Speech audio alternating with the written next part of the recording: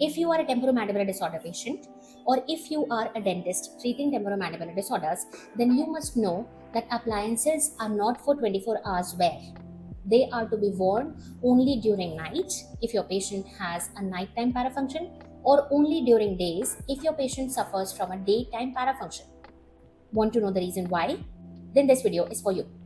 Hello, I am Dr. Sanyukta Srivastav. I am a temporomandibular disorder specialist and a general dentist practicing in Gwalior, India. Any sort of appliance that we use to treat temporomandibular disorders are meant to be used for a short period of 6 to 8 hours only, until and unless it is absolutely necessary, or when you are using a repositioning appliance in a case of disc dislocation without reduction that you have converted to disc dislocation with reduction.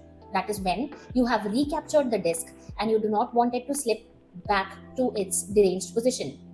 Only in these cases can you use appliances for 24 hours wear except during mastication, but only for a limited period of a week. Whenever you place a patient on an appliance, it changes the mandibular position and the length of the masticatory muscles. If you use the appliance for 24 hours, then the muscles that drive the temporomandibular joint develop myostatic contractures. In simple words, these muscles get trained to open and close in the pattern where the appliance guides the mandible. The problem is that when you remove the appliance, the patient is unable to go back to maximum intercuspation or occlusion. So it becomes very difficult for the patient to chew normal foods.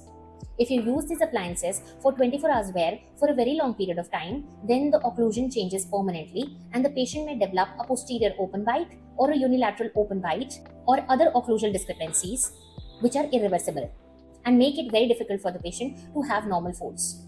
So it is always advised to use the appliance for a shorter duration of time to provide relief and also allow controlled loading of the muscles and the temporomandibular joint to have a better adaptability and to allow the patient to remain in the current occlusion.